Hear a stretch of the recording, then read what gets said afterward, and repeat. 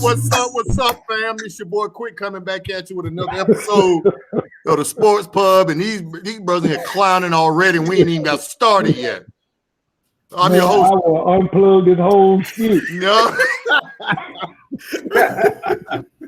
I'm your host Quick coming back at you again. We got my man. I got the usual suspects up in here. I got my man Willie Thrill Brown. What's up, Thrill? Hey, yo, what's happening? I'm Willie Brown, and this is Ready for the World. All right, I got my man Gabe G.R. Harris. What's up, Gabe? What's up, fam? How y'all doing out there?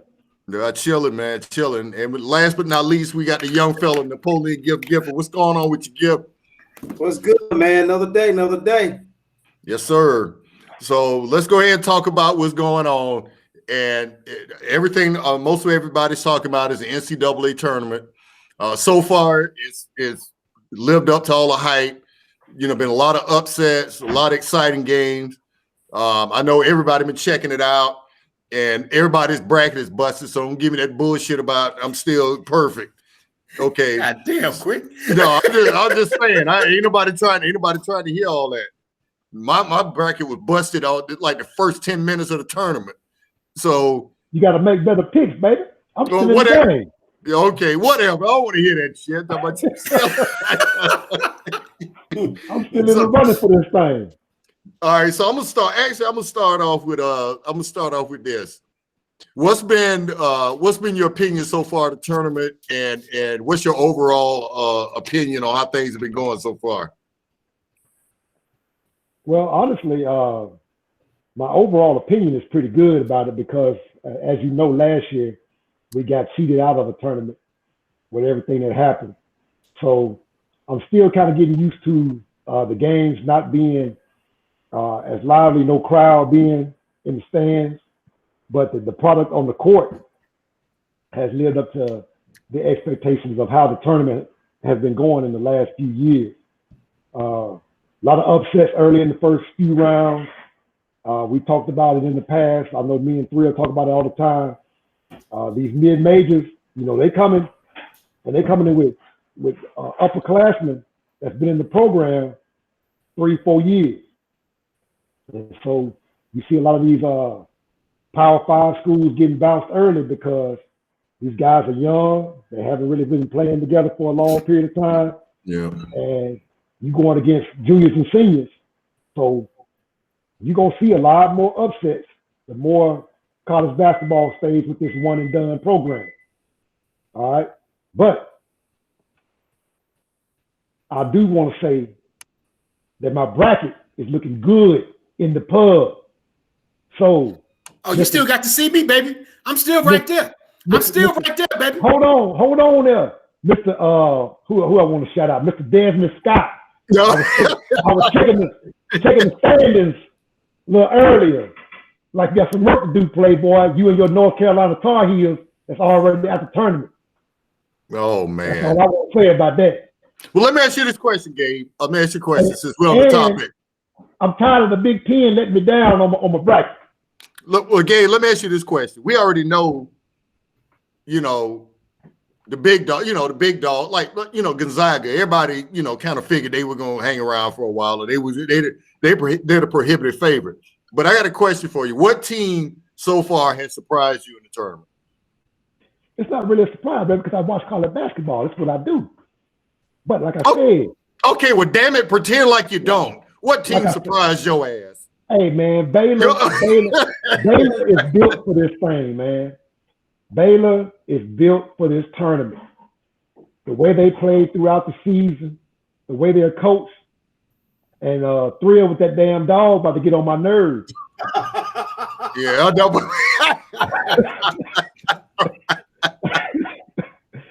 But the team that really surprised me so far is my boys. I'm glad they're still in it.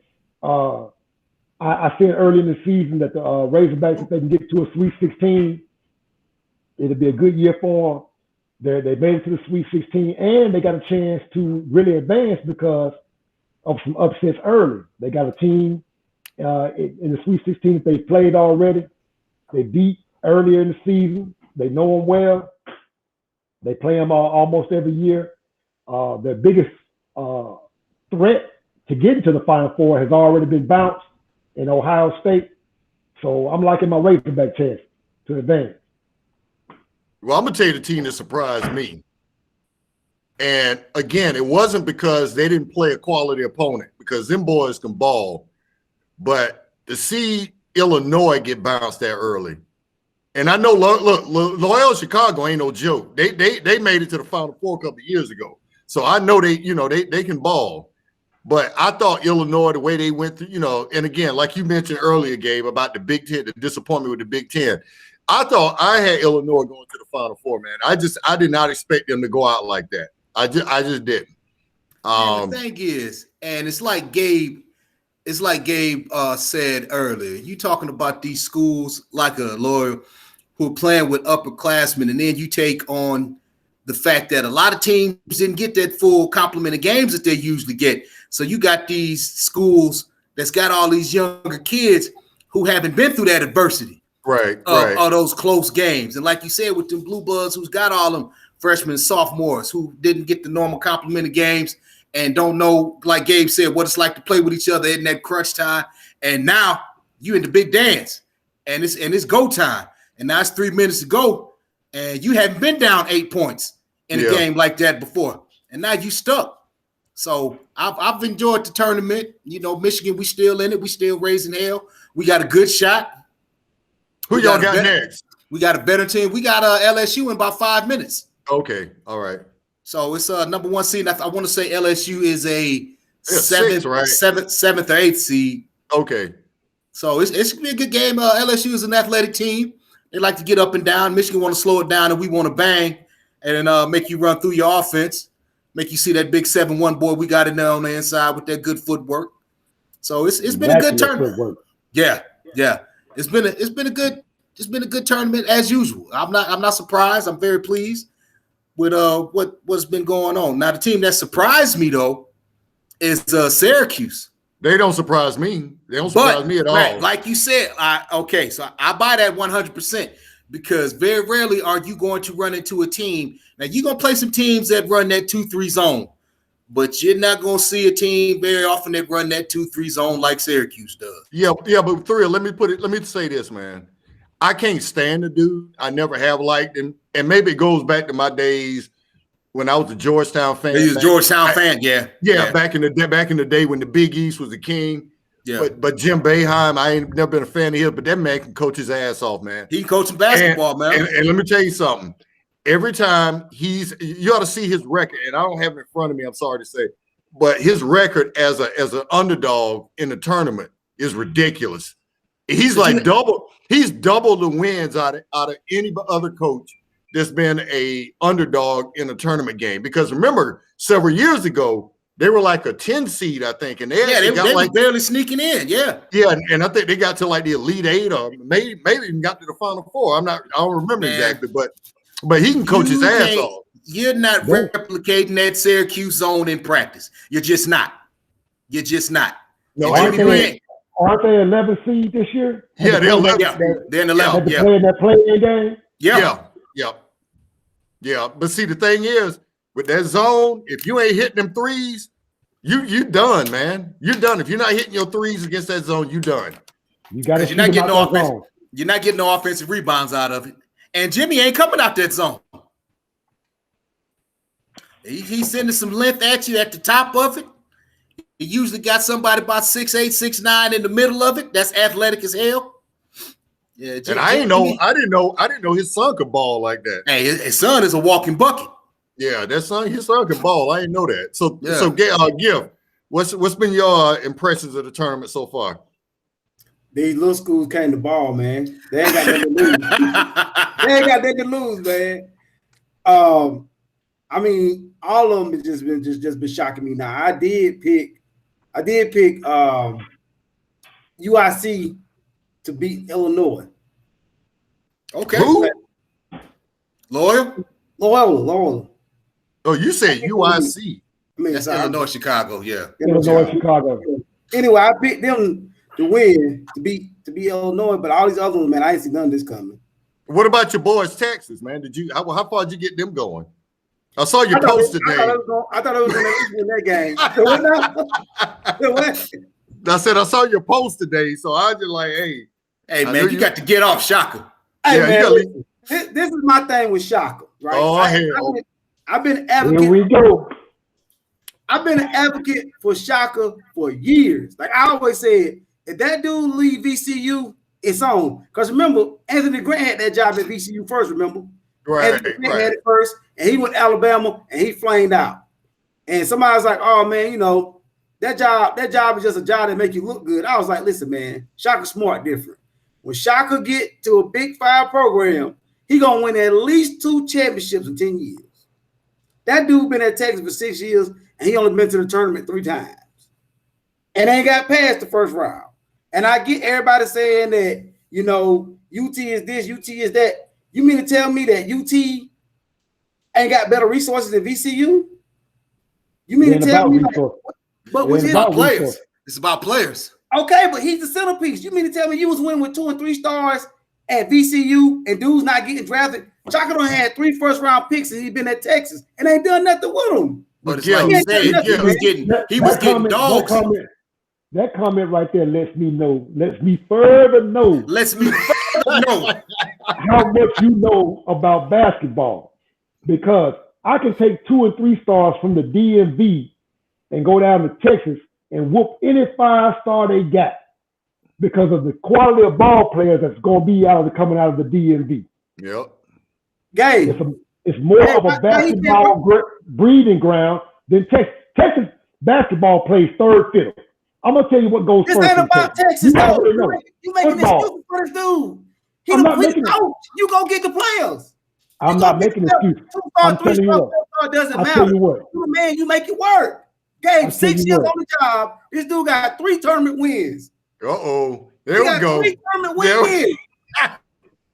Shaka go anywhere on the East Coast, and he in the Final Four with his sister. Anywhere on the East Coast. He can go to a Georgetown. He can go to a Maryland because it's a type of athlete that you're going to have. He's a lot of guard. He's a lot of length. He's a lot of athleticism. Texas ain't going to give you that. Texas is going to give you some quality ball players, but it's not the quality that you're going to get on the East Coast. But Gabe, basketball has it. You don't recruit regionally for basketball. You recruit nationally in basketball. No. So with his name, his brand, is your first. Region is your first. You got to be able to bring in talent. You got to recruit your region first. I don't care where he at. You got to be able to bring in talent, Gabe. I'm not saying he can't bring in talent, but I'm just saying Texas basketball is not that high on the pecking order. It's not. So you think Baylor care more? So you think Baylor care more about basketball than they do football? Because I don't think they do. If you gave Baylor a chance, which one they would be better in, football or basketball? I bet they're gonna tell you football. Go ask anybody. Ask anybody in Texas. Ask anybody in Texas what rules, what put money in the program. I know that, and that's what I'm saying. So Baylor's still been more successful than he's been at Texas. Houston. You think Houston would rather be better at football or basketball? Football. Okay, then. So all these other schools in Texas getting it done. But the dude that's at the program with the biggest boosters, with the most donors, with the most money, can't get out the first round. First of all, them donors ain't giving him not nan dime. It ain't about that. They ain't got to give him a dime. Then why you bring him up then? Because he got better resources than he had at VCU and still ain't done nothing with it. Ain't won nothing. Whatever, man. Whatever. Gabe, how long Musselman been up at Arkansas? This is second year. He don't accomplish more there than Shaka having the 6 years he been out in Austin. Okay, stop. All right, they just start. Arkansas just started. He might by the end of this tournament. He might by the end of this tournament. Okay, because Arkansas look good. Okay, but don't do that. Don't do that. Don't do what? He just started. Bruce Pearl did more at Auburn than Shaka done at Texas. I'm saying I love Shaka. I love the brother. I love everything about him. But he coming up short, dog. He coming up short. He been at Texas for 6 years. We got 3 tournament appearances every time they go out in the first round. Hey, they got their first Big 12 championship this year. Maybe that he on the upswing. All I'm saying is he ain't got no pressure in Texas. He ain't got no pressure to win in Texas. They might give him an extension after what he did this year. Texas basketball, all you got to do is make a couple tournament appearances. Yeah, they happy. Come on, man. I mean, what did Texas do when Kevin Durant was a freshman there? They got bounced out in like the second round. So Texas is a football school, man. And also keep this in mind. Shaka Smart's a hell of a coach. Okay, but maybe but listen, let me finish. Maybe recruiting just ain't his thing. Maybe he's a better coach than he is a recruiter. You know who else is a football school that's doing pretty good in basketball? Texas Tech. Texas Tech. Okay, didn't they go home yesterday too? Arkansas. Football school. You don't matter about basketball school. You the coach. They bought you there because they want to be competitive. Arkansas is more of a basketball state than football state. Yeah, I was going to say. I know you like it. All I'm saying is he ain't equal up what he's supposed to be able to do. Oh, he'll come to BSU and he barely getting by in Austin. Man, come on, man. And Arkansas, I don't know if you've seen Arkansas record the last couple of years. They ain't no football school. What the hell you looking at? But no, they more of a basketball school now than a football school. If you ask Arkansas which one they rather be good at, football or basketball, that school gonna say football. Oh, they probably will, but I'm just tell you what they better at right now. What they want and what they gonna get are two different things. Yeah, for real. People in hell want ice water, but they only serve coffee and tea. Yeah, for real. That coffee hot. Hot. Scalded. Fish grease hot. Yeah. But anyway, we're gonna move on to the next topic. And actually, I'm gonna throw a curveball at you fellas. Originally, I was gonna talk about Tom Izzo and what happened last week, but that happened last week and it kind of died down. But it was something that came across my radar this morning when I got up and went on Twitter that I wanted to kind of bring to you fellas' attention. And I don't know if you saw it or not, but Kendrick Perkins put out a Twitter post this morning, put out a tweet this morning, and he actually had a video behind it. And his son apparently plays AAU basketball. Mm-hmm. I don't think he coaches him, but I know he was at the tournament this weekend or whatnot. And he went off. He was going off because apparently they had an AAU tournament somewhere down in Texas. And he was just going off about there were several fights. And I'm not talking about between the kids. These were fights between parents and adults and coaches. And he was, really disappointed in the parents, the atmosphere surrounding AAU. And at the very end, he kind of put out something saying, hey, all you guys is organizing these tournaments and are coaching these teams and are trying to mentor these young men. Y'all need to get this shit together. Y'all need to pull it together and get this right. I know I have friends of mine whose sons play AAU ball, and I've heard, varying opinions about the culture of AAU. I just know from the things that I've read and from some of the things that I've seen online, I think it's going in the wrong direction. Now, Gabe, you're more experienced with that AAU culture, and I think we brought it up on one of the shows before, but we didn't really dive too deep into it, man. But what is the problem, man? What's going on with this AAU culture, man, and all of this, all of the the fighting and the aggressiveness and all this stuff? And I know parents want their kids to succeed and they want to see them do well and get to that next level. But is it that much pressure? Is it that important to get your kid to the next level for stuff to be like this? Honestly, I think it started out with the right intentions. I'm not going to say everybody is in it for the wrong reasons, but I think it started out with trying to get kids some exposure, and it was all about the kids first and foremost. But as it grew, the coaches became the centerpiece, programs became the centerpiece, and it became less and less about the kids.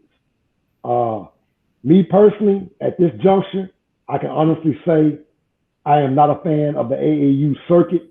All of the underlining things that go on in AAU, I see it firsthand. it's not serving the purpose of getting kids better. The exposure's there, but it's so much focus on the exposure, and it seems to be more about kids that are already good than developing kids that need constant work, that need that work in the springtime, need that work in the summer. It's not about them no more. Right, right. It's about, let me find 5 kids, 6 kids that can go out here, win these tournaments, and put trophies in my house. Right.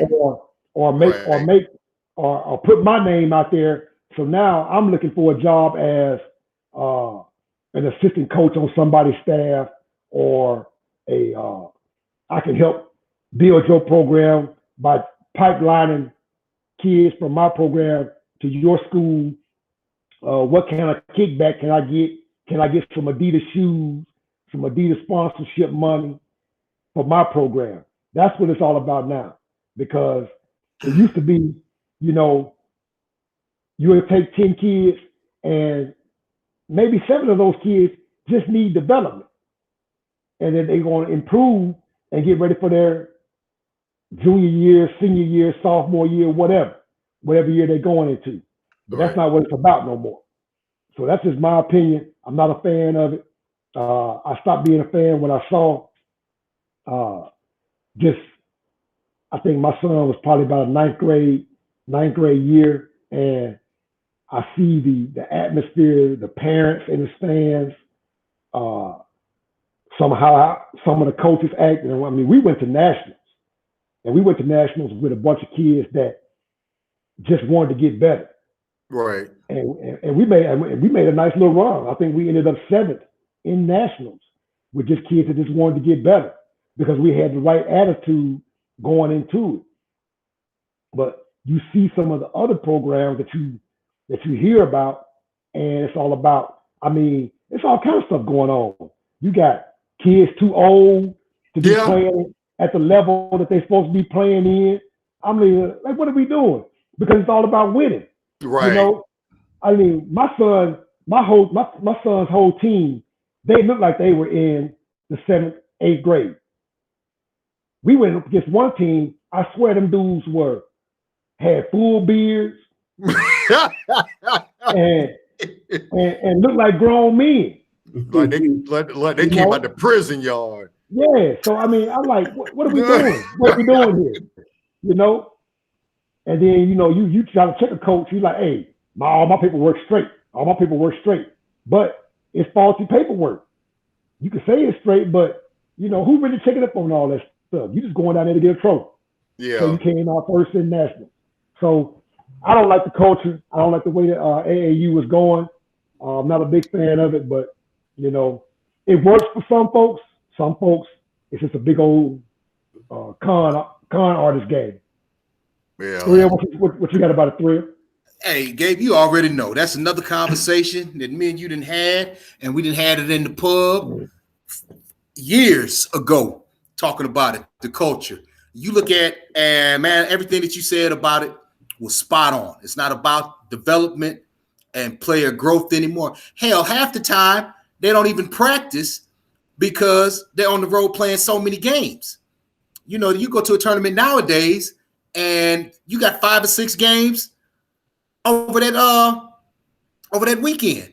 No, it's so that Uncle Ray can become a consultant for somebody, like Gabe said, so he can get some Adidas money, or so that now he can make it so that, hey, if you want to talk to Quick, Gifford, and Gabe about going to Thrill University, you got to come talk to me first. I'm your key to get to them, instead of about coaching and doing it the right way. Now, we got to shout out to my man, Lil Rock, Chris Bell in the pub. That's an AAU coaching that's doing it right, and who will speak on it and does it the right way with his, what is the Florida Dream? Mm-hmm. Yep. And it's just a whole bunch of cats out there who are, like Gabe said, man, everything you said was spot on. It's just doing it for them. They're self-serving, and it's not about the kids anymore. It's about them, or it's about your already 4- and 5-star recruits that you got, putting together you a super team so that you can run and get that exposure that you already gonna get anyway. You already got that, but you're forgetting about the kid, like Gabe said, who's in the 9th grade, who needs that work, who needs that coaching, who needs that development, hell, the opportunity to travel. And those are the kids who end up at these mid-majors and end up sending them superstars' asses home in the NCAA. Yeah. Giff, what's the culture like down in Georgia? Oh man, it's the same thing, man. I mean, AAU is AAU. It's the same thing. No, one of my partners always said the thing about AAU is, man, it's easier for coaches to do it because if I'm a college scout, instead of me going to all these high schools, getting all this tape, I come to this AAU tournament, I can see all the prime talent there, and I can make my evaluation there. But one thing about it is the fact that, man, it does hurt the kids as far as their development goes. But them dudes that's out there coaching, man, I'm not going to say all of them, but some of them are. They trying to get to the next level. And along the way, they're just like, hey, man, let me see what I can do. But as far as the coach, it's always going to be there because the colleges acknowledge it. We know all the colleges look at this AAU thing, and they all get their top players up out of there. I mean, that's why some kids that, you know, they go to some of these private schools. I mean, I've talked to y'all, some of y'all before, and I'm like, how good is this kid? How good is this kid? And, you know, y'all said, well, he played AAU ball. He played with this team and this team. And I'm always like surprised that I don't think at the high school level is as competitive as it used to be. It still may be, but I feel like more attention is paid to the AAU just because you get all the things at one time. And it saves you as a coach. It saves you money. It saves your program time. Yeah, most of them kids spend more time with their AAU coaches than they do their high school basketball coaches. And Gabe said something that was spot on because Kendrick Perkins mentioned this. It's like you're doing all of you cheating. You're basically putting older kids on a younger team to win a damn trophy. Really, it ain't about developing the kids. It's not about putting them in the best position to get better. All your focus is on the best players, just so you can win a damn trophy and maybe get to where you want to go, maybe as a consultant or an assistant coach on somebody's staff or something like that, and the hell with everybody else. Well, and the shoe company started all that. Yeah. Adidas is the main culprit for that. That's Adidas. Adidas did all of that. Adidas was the big AAU culprit. And the thing that really bothers me, because I'm a youth coach, and one of the things that I've held on to for a long time is I would rather teach you and you learn to enjoy the game, learn the right way to play it, than to win games. And again, most of the kids that I've coached have been a much younger age, so they weren't at the 8th, 9th, 10th grade level. So I get the competitive spirit of it, and I get the competition of it. But you got some parents, which I don't understand, but I get that would rather their kid be riding the bench on a team full of superstars just to say that they're on the team than to be on a team where they're learning and developing and trying to get better, like on a team that may not be as good. And I don't understand that either. Again, if my son's 13, if he said, Dad, I want to play AAU basketball, and I let him go play, he makes the team, and he likes the team he's on, and he's okay with being on the bench or whatever, I'm fine with that. I'm fine with that if that's what he wants to do. Okay, but the object to me, of any sport other than learning how to be a better person, that competitive spirit and all that stuff, is to develop and to get better. And I don't see, like Gabe had mentioned earlier, I don't see a lot of that going on with the AAU and the AAU circuit. I just don't see that. It's about winning, not about developing kids. So the programs that you see now, the big time programs, like I said, it's all about getting those 3 or 4, 5-star kids already and putting them together, going somewhere. And those kids are already going to get major scholarship offers. So now they're just going somewhere and trying to win a tournament. Right. That's it. That's all that is. That's all that is. Same thing you see with these where it's always been there, but you see an uptrend with these prep schools in high school. Yeah. You know, these kids, I can talk about Moses Moody from Arkansas. Man, the prep schools are just taking over now, aren't they? Hey, man, it's crazy. It's crazy because now, as a prep school, I can get kids from any state that's already well known, get him to come to my prep school, and we can run a national schedule. And none of these games count as far as our high school athletic association, but I'm on TV. We traveling through just like a college. We traveling on plane. We going to all these big exposure events, playing in all these tournaments against these other prep schools. That's all it is. You look at now. You look at the talent that's coming through an IMG, that prep school, or what's that prep school that Durant and Melo and them went to? Oak Hill. Oak Hill. It's crazy. It's crazy. Good. Now, see, Gabe, I didn't know that none of those games counted against. No, they can't get into their state high school association. I did not know that. Yeah, IMG can't win a Florida state championship. Hey, Gabe, didn't IMG, don't they got a football program like that too now? Where they do the same thing? Yeah. Yes, sir. Yes, sir. Football, baseball. They got baseball. Tennis. Tennis. Yep. It's a big old athletic complex. Gotcha. That's all it is. These kids go to school. It mostly be online. Their teachers be online. They get up in the morning. They go to practice. They come back. They go to class for a couple of hours. Then they go to practice again in the evening. It's almost like a little small college. It's a factory. That's all it is.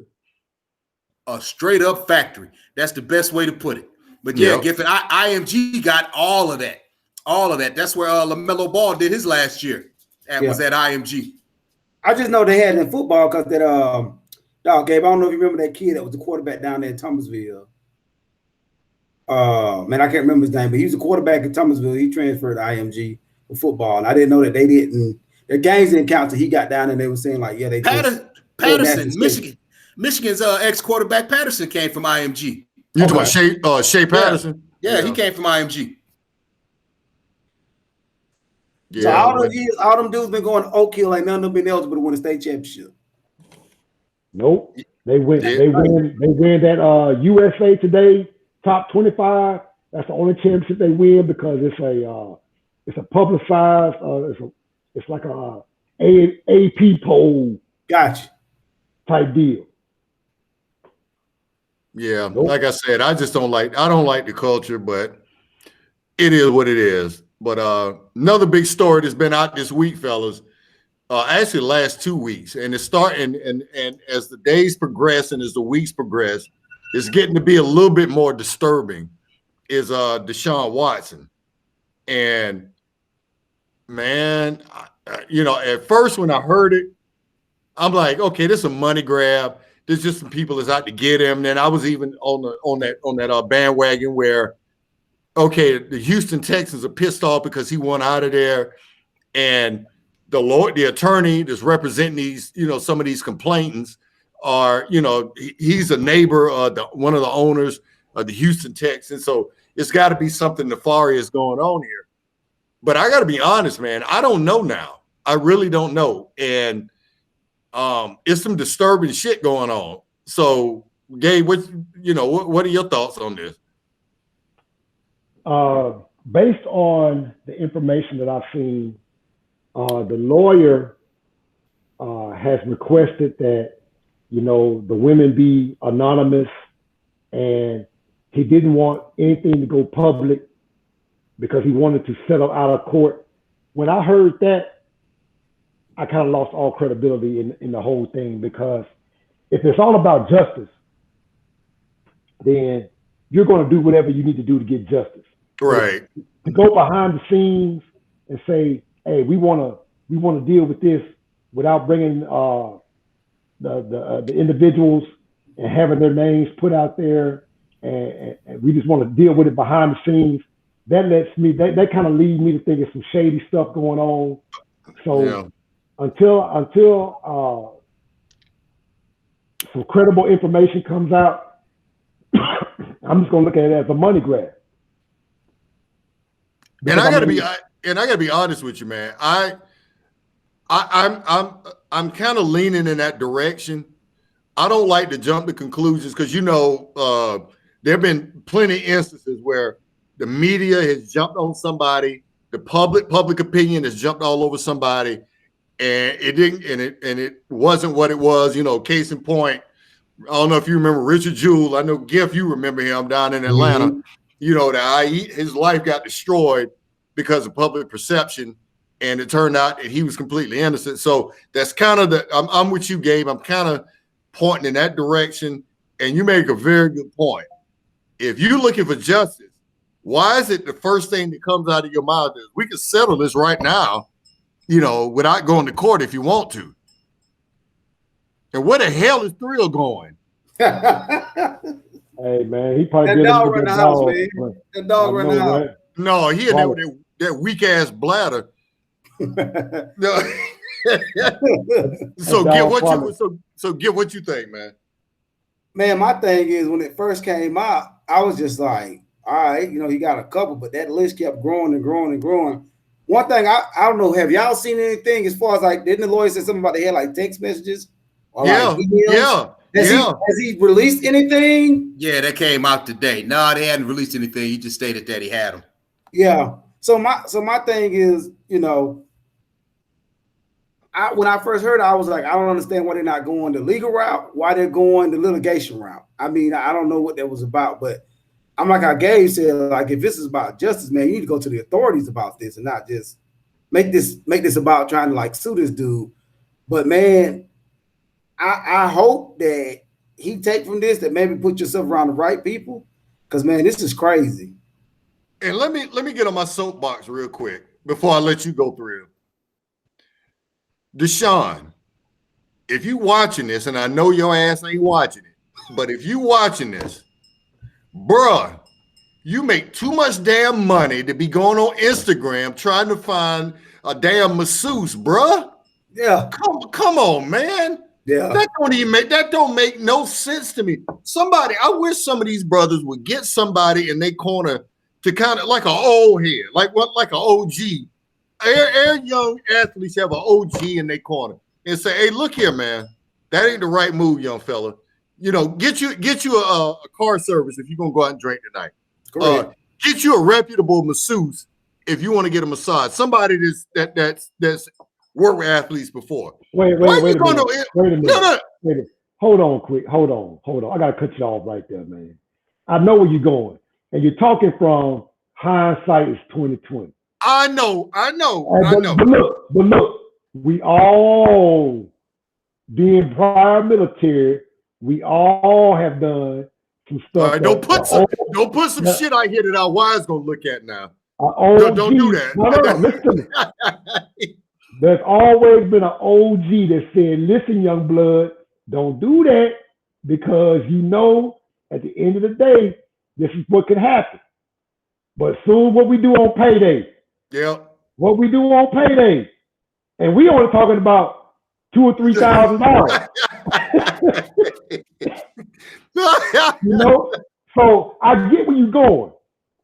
Hindsight is 2020. I get where you're going. Say, look, man, this is what you should do. This is what you need to do if you got somebody that's in your corner looking out for you. But you got to remember, this is a kid that Ward Dunn bought his mama a house. Yeah. Because of the situation that they were in when he was younger. Right. The kid that really didn't come from a whole lot. Now we're talking about millions of dollars. I'm just talking about from experience a little senior staff sergeant money. Yeah.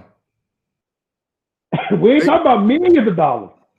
I'm gonna say this about it.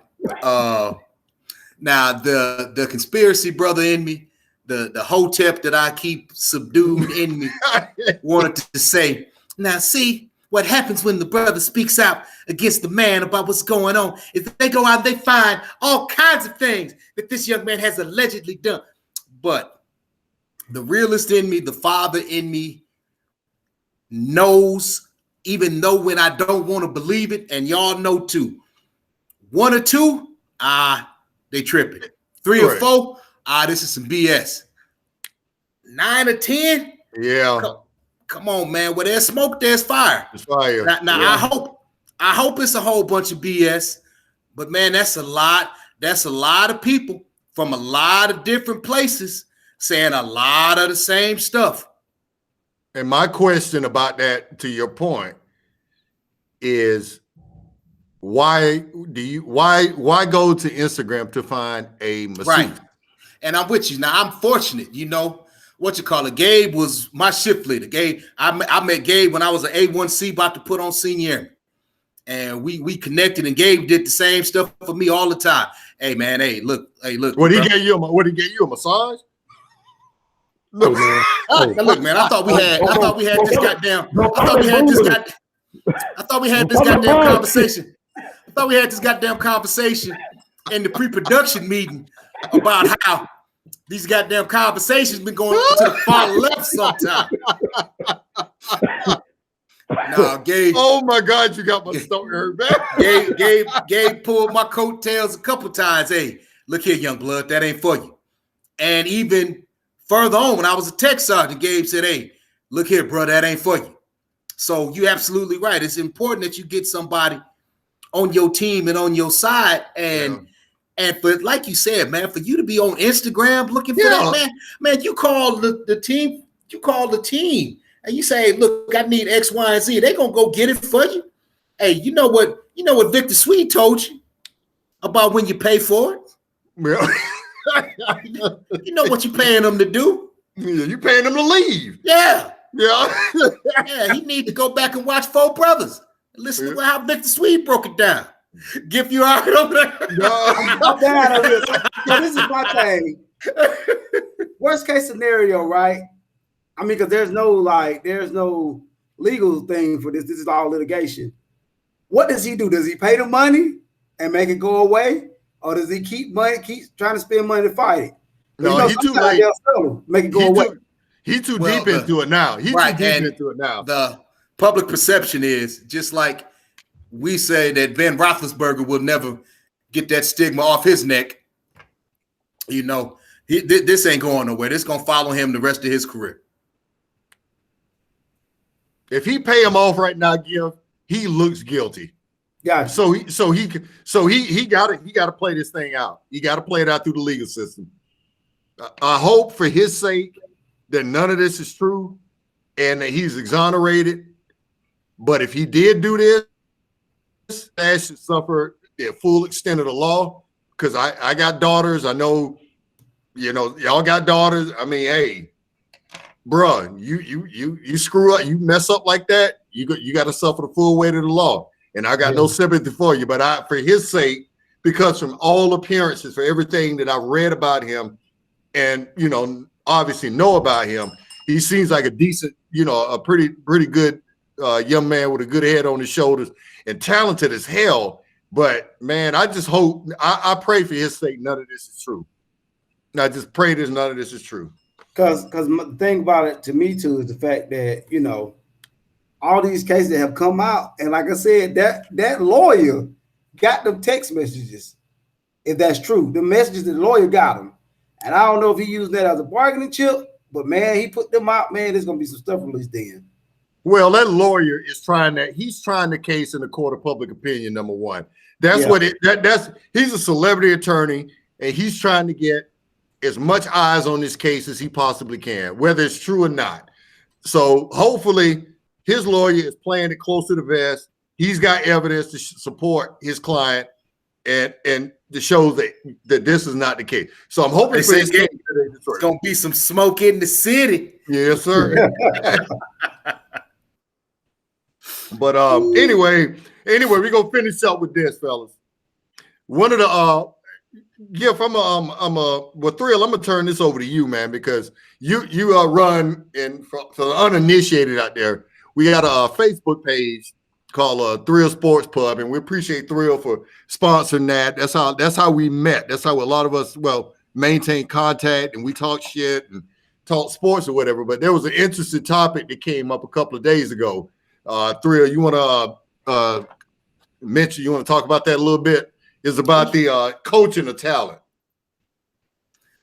So the thing is, the question was posed, which would you rather have? Would you rather have a superior talent or a superior talent with mediocre coaching or great coaching with mediocre talent?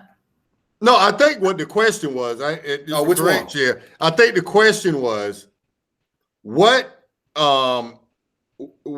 is better, or do you think? And again, I don't have the post in front of me. Yeah, but I think what the question was, or what the question was asked was, do you think that it's more coaching or more talent when you get to that level? Is it coaching or talent? And I think that obviously you got to have talent. You can't get to that level without talent. But I'm going to take it a step further as far as like with the coaching. Are you willing to accept being coached? Now, I have always been a fan of coaching, and all of us except the 12-year-old Giff there in the top right corner grew up in the era of coaching and being coached hard. Yeah. It was never no stretch to me. I personally, for Bobby Knight. Well, okay. So you take that into consideration. You know, growing up in Indiana, damn near every coach that you played for wanted to be like Coach Knight. Yeah. So you got every variation of that. You know, I remember my junior high coach swore all by God that he was Coach Knight. So that's what I grew up under. That's what I was used to. You know, so I never had. So even looking back at Izzo over the weekend, I didn't really have a problem with Izzo trying to get the young man's attention. I had more of a problem with the young man snatching away from Izzo and smacking his hand than Izzo trying to get his attention. So, you know, I just got that old school mentality. It's like me and Gabe was talking about, and Giff was talking about one day. We were talking about how you made your name growing up playing on the park, playing on the courts in the neighborhood. And Gabe said, you can't get them kids to go out there for 5 minutes in that neighborhood park. And Giff said, man, what five-star athlete want to go out there playing against somebody whose glory days was 15 years ago so they could get hurt? See, that's shifting that mentality. And it's not a knock at Gifford. That's just a knock in that different mentality of what we did. Man, I couldn't wait till I was good enough to get picked up during them neighborhood games. You know, man, you go to the park, you wait out there all day to get picked. Right. Get on the court. You wait all day. And so I get where you're coming from, but I just think, again, talent will get you there. Talent will get you there, except the coaching will keep you there. Yeah, exactly. Talent will get you there. Yeah. They will always, I think Gifford has said a million times, hey, them coaches will find you in the small backwoods of Georgia if you can put that ball in that hole, or if you can drop that sub 4.240. Somebody gonna find you. But I got a saying that I tell my son all the time. And and one thing I give my son, he ain't the most talented, but I've coached a lot. He's probably he's my kid, probably the most coachable kid I've ever coached. Right. But he ain't as talented as a lot of the other kids I've had. And I'm okay with that. I know his limitations, and I'm okay with that. But you show me an uncoachable kid, I'll show you an unemployable adult. That's the way I look at it.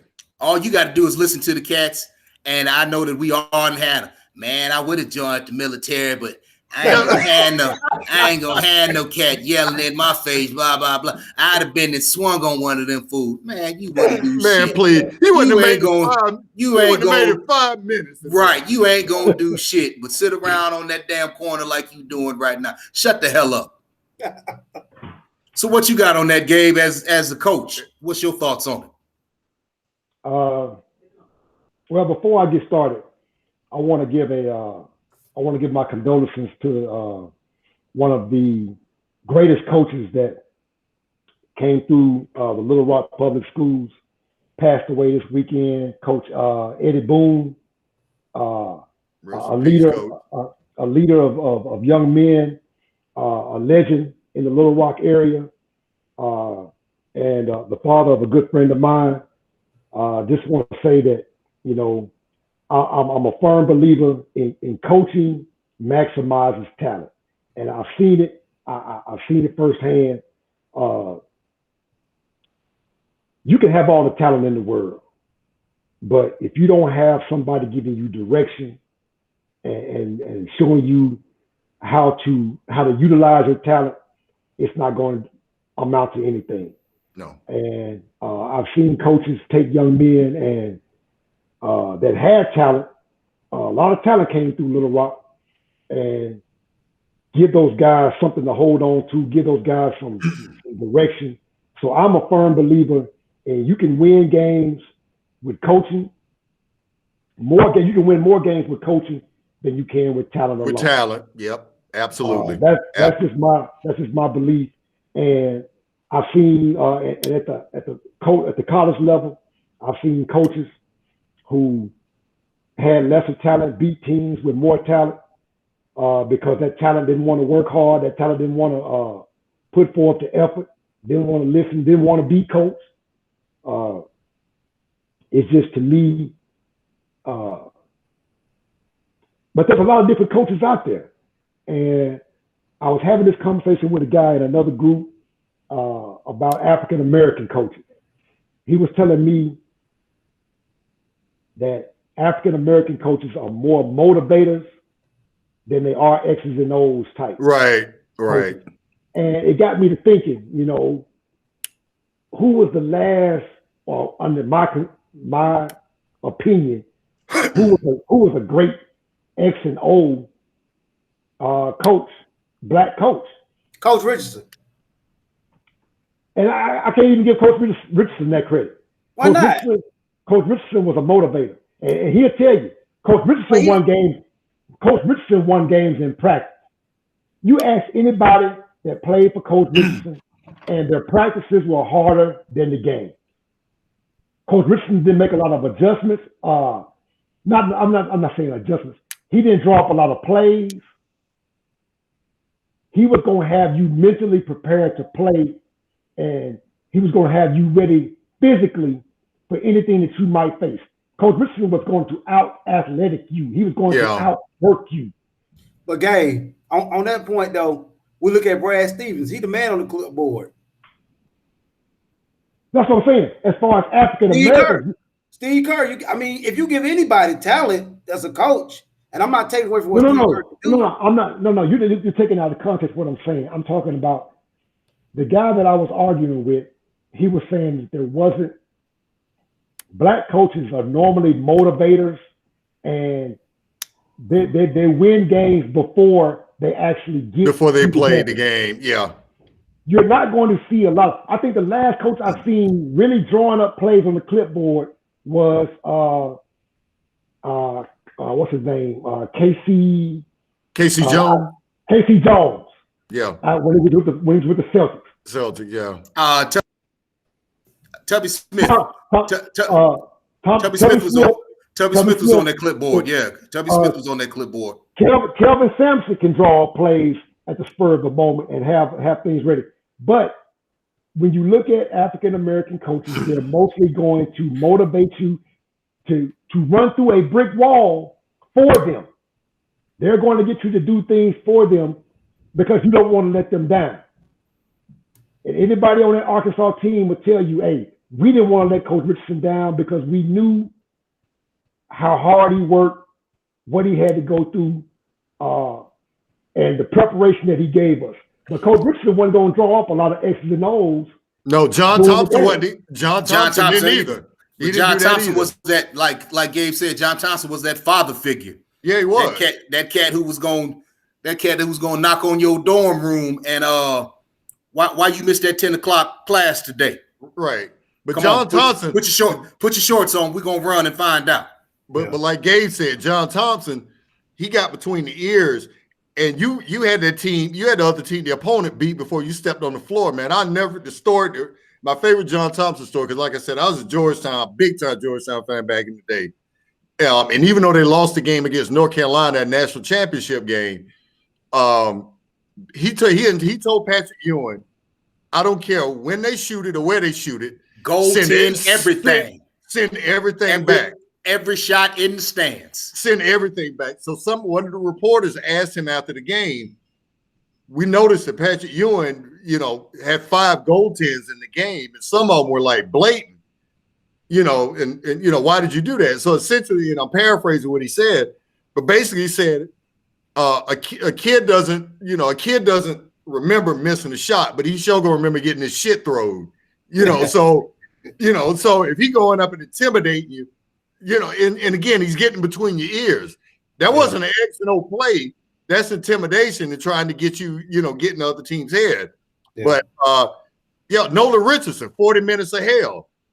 I mean, he gonna press the hell out of you the whole game. So you better be ready to run. And they ain't calling it off. The reason why I said what I said, Gabe, was I heard that sometimes as a stereotype against coaches. That's why I was trying to clarify about what you were saying. Not saying that that's not true, but I'm just saying I want to make sure ain't nobody trying to think that we think that the black coach don't have the ability to do that. But think about it though, Giff, and I get what you're saying, and I don't want to stereotype anybody because black coaches need to know plays, they need to know offensive set, they need to know defensive set. Right. But sometimes a stereotype can actually, what was considered a stereotype can actually be a positive truth. Because if I have a black coach that's going to look out for my son and he's going to motivate my son to be better than he thinks he can be, then I'm going to look at that coach as a potential position I want to put my son in. So maybe it's not all about X's and O's when it comes to African American coaches. Maybe we're not. And I'm gonna tell you something, man. One thing that you have to keep in mind: Eddie Robinson was not those kind of guys going to draw up so intricate offense. He wasn't going to have no offensive coordinator that's going to draw up no intricate offense. But Eddie Robinson was going to get you to play hard and play outside of what you thought you could do. So I'm going to jump on this right now, and I know that we're going to have this come up later on. Just off what y'all said, and I've been quiet about it in the pub because I want the Hoteps to have their moment and have their shine. But Deion Sanders better not F this up. Oh yeah, Deion better not F this up like he F'd up the high school that he had because he didn't want to put the work in.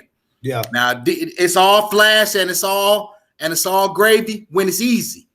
But I want to see what Deion do when the rubber hit the road and it get tough and everybody and the glare of playing for prime time wears off. Yeah. Right. When your son is no longer impressed with prime time, I want to see what Deion Sanders can do to make me better.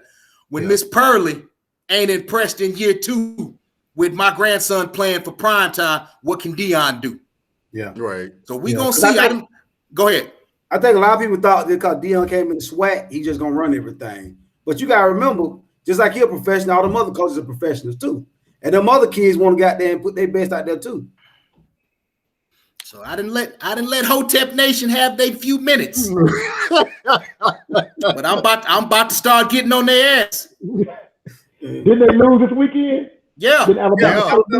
Yeah. And Deion was salty as hell too. Yeah. I saw a little post about that. Yeah, he was mad as hell. Hey, I got one more thing to say about coaching. I was listening to Scott Van Pelt, and he had Jesse Washington on. He helped John Thompson write his biography before he passed, and he said he got a lot of his cues from coaching because Dean Smith was a good mentor of his, right? And Red Auerbach, and he said Dean Smith always told him, "Don't ever get on your players like on the court. Don't ever do this because they make you the kids think you question his intelligence because the whole world is watching." And so he said, that's why he always when he call a kid over, he always put his hand on his shoulder, put his hand on his back, and he said what he want to say to him. That's why I say, like, I'm from a different era. I remember Bobby Knight watching him, but as a kid in the mid-90s, that's like I couldn't play for a dude like that, man. Like, couldn't play for a dude. He is extreme. That's extreme. Yeah, that's Well, it is, but let me tell you something. And it was something that we were going to talk about earlier, and I switched topics. And it was talking about Tom Izzo and what he did last week to one of his kids. I'm like this. And again, I'm nowhere on Tom Izzo's level. I'm nowhere on hell, I may not even be on Gabe's level. I've been coaching sports for about 8 to 10 years. You just not figuring that out? Okay, whatever. Okay, let me tell you something, man. You don't want what? You know what? One tip. I'm You know just what? messing with the player. I'm just messing with you. Walked into that one. You walked into that one. But true that. But what I'll say is this: I have never even came close, and I've had some kids who've been in some come from tough backgrounds, who've been in tough situations, and had to deal with attitudes and things of that nature. I've never even come close to grabbing a kid because, in my mind, and this is just my own mentality and the way I go about things, if I got to put my hands on you, then I'm not a very good coach. I'm not a very good coach if I got to put hands on you. Okay. And again, I'm not knocking Tom Izzo. And I'm not knocking him. Okay. Because I understand sometimes emotions get the better of you. But I just don't think it needed to go there. And so and a lot of these kids come from these backgrounds, man. You can't be grabbing on kids like that, man. They come from these tough backgrounds, man. Tom Izzo mess around and get stole on. And then it's like, oh, now it's a big deal. But I just don't think that that's necessary. And like you said, Giff, Coach Thompson didn't do that. Yeah. Coach Thompson didn't do that. Dean Smith didn't do that. Coach Thompson didn't do that on TV. No. I mean, you know. But you also got to take into consideration Big John was 6'10", 300 plus. Yeah. You notice I said Dean Smith said don't do it in public because everybody's watching. Don't embarrass the kid in front of everybody. Let me rephrase that. He didn't do it for public consumption. Correct. Okay. But what I'm saying is, you didn't see Nolan Richardson doing this. You didn't see John Thompson doing it. You didn't see John Chaney, God rest his soul, doing this. Whoa. You didn't see them. You might have seen John Chaney. You going to look No. I believe John Chaney that whooped a couple of his players' asses. No, I said you didn't see it. I know John Chaney. I know Coach Cal. Coach Cal was about to get. Hell yeah, Coach Cal was about to get a mud hole stomped in his ass. Oh yeah, he ran in that press conference. Somebody, I'll fucking kill you. Hey, meant every word. No, he had his kids out there breaking people's legs. That's what he was doing. But I'm just saying, good coaches don't need to do that. You don't need to do that. But anyway, Giff, who you got? Who catching the slipping tonight, bro? Who caught you slipping? Who caught me slipping? Yeah. His internet provider. Who? Or Roberts. His internet provider. No. Every week. Every week they send out a banana peel and your ass step right on it. Even home tonight. Every week. Home tonight. They must be following you to Athens. Your goddamn internet is like some damn what's that demon possession shit. Everywhere you go, they go. I'm gonna tell you who caught me slipping. Real talk. Gabe caught me slipping. Because this dude talking about he went fishing this weekend. And every time he go fishing and catch something, he always posts the shit. But I conveniently noticed I ain't seen no damn pictures of no fish with your boat having ass. Hey, my intent was to get out there, and I called my partner. He said he was chilling this weekend, so I said, you know what? I'm gonna go anyway. And I ain't gonna lie, I walked outside and that hawk was blowing. I came right back inside, took my jacket off, and set my ass down and watched TV, watched some games. So I didn't even go. Hey, I love fishing, but I like being comfortable when I'm fishing. I can deal with a little cold. I can put gloves on, I can put a jacket on. But when that wind blowing, because it messes with my line, it messes with what I'm trying to do out there. So I'm not a big fan of being out there in the wind, especially I just bought this boat, so I got some things I'm trying to do to it before I get it out on the water. So I definitely wasn't taking that out there just yet. So I was gonna do some bank fishing, but I stayed my butt at home this weekend.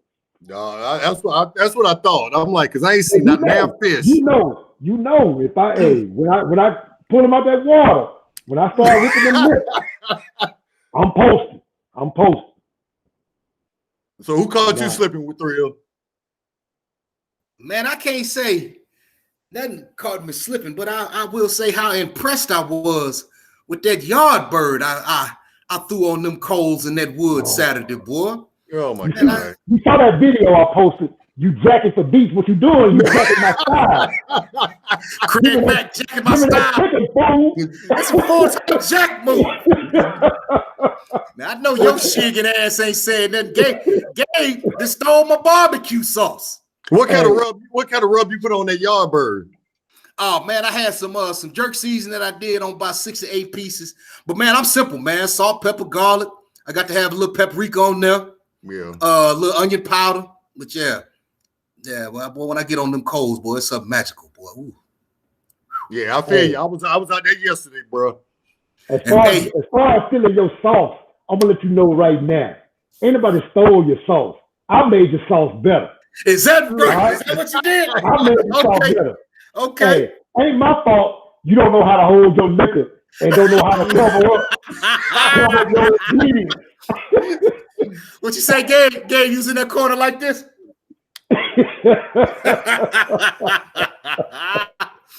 Hey man, yes, but boy, I love this time of the year. These coals getting right. Hey yes, y'all, before we get out of here, man, I want to say a RIP to a basketball legend. Yeah, Elgin Baylor passed away today. Yeah, you know, Elgin did good work, boy. They say my man couldn't practice and play every week in the NBA when he first started off because he was on the reserves. Could only play on the weekends and still average 33.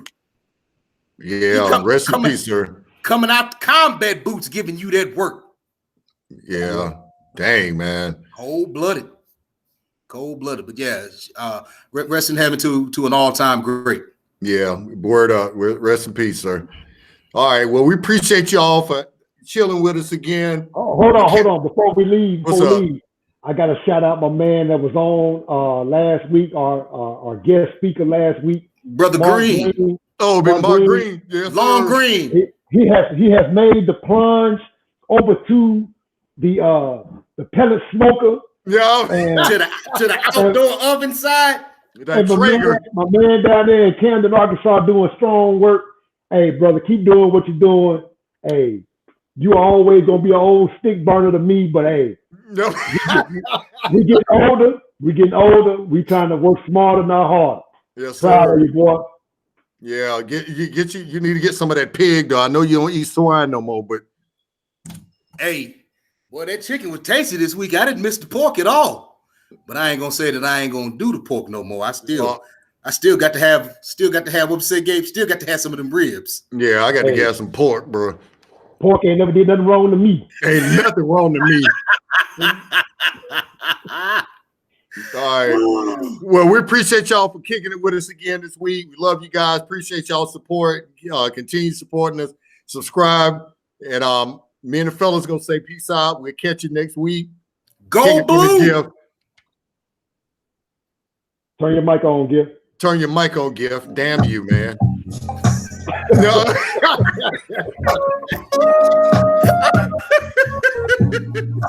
All right, y'all. Peace out, fellas.